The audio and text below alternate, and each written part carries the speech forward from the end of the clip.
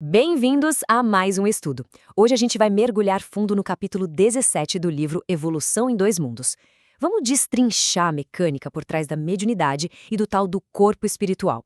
E olha, não estamos falando de um misticismo vago, tá? A ideia aqui é olhar para isso como uma estrutura biológica e energética fascinante, que funciona de um jeito incrível, muito além do que os nossos olhos físicos conseguem ver. Mas vem cá, o que exatamente acontece com a nossa mente quando o corpo físico vai dormir? Essa é daquelas perguntas que deixam a gente pensando, né? Afinal, o descanso é uma experiência biológica que todo ser humano vivencia diariamente. E o texto usa justamente o sono como a ponte perfeita para uns conceitos bem mais profundos.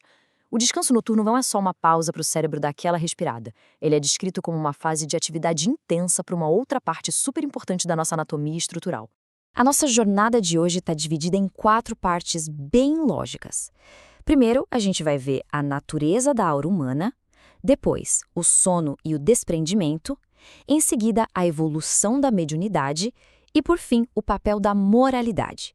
Vamos lá? Então, começando pela seção 1, a natureza da aura humana. A primeira coisa é esquecer aquela ideia de mágica sobrenatural. A fonte que a gente está analisando descreve a aura como uma realidade eletromagnética super palpável. É literalmente um tecido de força. Pensa que cada célula do nosso corpo funciona como um motorzinho microscópico, e todos eles estão conectados a uma verdadeira usina mental. O tempo todo, esses motores emitem radiação. Ou seja, a aura é um subproduto físico-químico direto da nossa atividade mental. É pura dinâmica, funcionando o tempo todo sem parar. E a mecânica dessa energia é ilustrada no texto de um jeito genial. Ele chama a aura de um espelho sensível em que todos os estados da alma se estampam, como no cinematógrafo. Imagina só, é como se a gente tivesse um projetor de cinema invisível operando 24 horas por dia, rodando sem parar ao redor do nosso corpo. Esse projetor transmite os nossos pensamentos, as nossas escolhas e emoções, tudo em cores super vivas antes mesmo de uma única palavra ser dita. E isso nos leva diretamente à seção 2, o sono e o desprendimento. Aqui a gente entra num cenário com 2 realidades acontecendo exatamente ao mesmo tempo. De um lado, o corpo físico entra em repouso absoluto. Os músculos relaxam, os reflexos motores caem lá embaixo, tudo para recuperar aquelas células cansadas da agitação diária. Mas, do outro lado, o corpo espiritual fica superativo e parcialmente desprendido. É um estado de isolamento, onde a mente fica ali, refletindo, imaginando, totalmente livre daquele controle rígido do corpo físico. Para deixar esse conceito um pouco mais pé no chão, a fonte traz uma analogia simplesmente fantástica. Diz que a mente fica ali, junto do veículo físico, à guisa de um cavaleiro que repousa ao pé do animal de que necessita para a travessia, enquanto ele se recolhe ao próprio íntimo. Pensa bem nisso. O corpo físico é só o cavalo dando aquela descansada para a longa viagem da vida.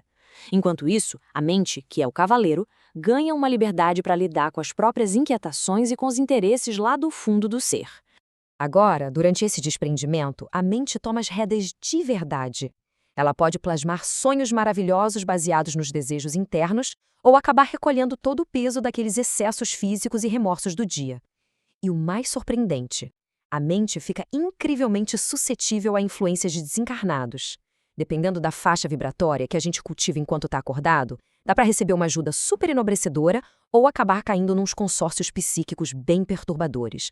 Aquela história de ser só um mero espectador durante o sono desaparece rapidinho. Avançando agora para a seção 3, a evolução da mediunidade. Olhando para o lado histórico, a fonte defende que toda essa comunicação espiritual começou muito tempo atrás, bem nesse laboratório inicial do sono e dos sonhos. Com o passar do tempo e com o nosso próprio refinamento humano, essa percepção noturna foi avançando até chegar no estado de vigília. Foi aí que surgiu a mediunidade espontânea e a clarividência. Isso moldou o que o texto chama de magia primitiva, que influenciou pra caramba a vida das tribos e o desenvolvimento de várias mitologias no passado. Até que finalmente chegamos nesse estágio de intercâmbio espiritual consciente, fruto direto do nosso pensamento contínuo. E a dinâmica dessas conexões é implacável, baseada puramente em sintonia.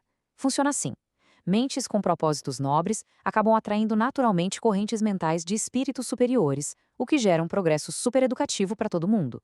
Em compensação, mentes rebeldes ou estacionadas sintonizam direto com entidades que vibram nessa mesma frequência mais sombria, resultando em processos super dolorosos de obsessão e estagnação.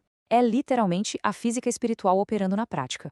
A lei da atração mental trabalhando de forma constante, sem fazer nenhum tipo de julgamento moral sobre a situação. E para fechar o nosso raciocínio de hoje, vamos à seção 4, o papel da moralidade. A tese central que eles trazem aqui é espetacular. A mediunidade é mostrada como uma ferramenta absolutamente neutra. Pensa na eletricidade, por exemplo. É uma força energética gigante, mas não tem moralidade própria, né? Ela exige uma disciplina rigorosa para ser útil e não causar um estrago. O texto também compara a mediunidade com a nossa visão. É um sentido biológico inerente à vida. A humanidade já usou a visão para criar as obras de arte mais maravilhosas, mas também para guiar a destruição nas guerras. Ou seja, a faculdade em si independe totalmente da ética de quem a possui.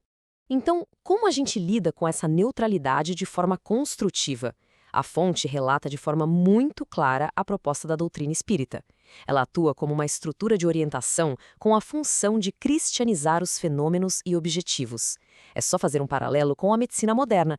Cirurgias complexas e transplantes exigem uma ciência avançada e uma responsabilidade extrema para realmente salvar vidas. O intercâmbio psíquico também necessita de uma condução moral super reta e de muita disciplina. É isso que garante que essa energia, que por natureza é neutra, se converta em evolução e conhecimento superior. Para a gente encerrar, fica aquela reflexão final e bem provocativa. O que será que a mente humana está transmitindo para a própria aura neste exato momento? A anatomia invisível que a gente explorou hoje mostra com clareza que não existe essa história de pensamento isolado ou inofensivo. Cada ideia é uma radiação que molda ativamente esse nosso espelho energético e isso define todas as nossas conexões durante a vida diária e também durante o sono. É um lembrete enorme sobre a imensa responsabilidade que todos nós carregamos sobre aquilo que escolhemos cultivar no nosso pensamento todos os dias. Fica a grande pergunta: o que estamos cultivando hoje?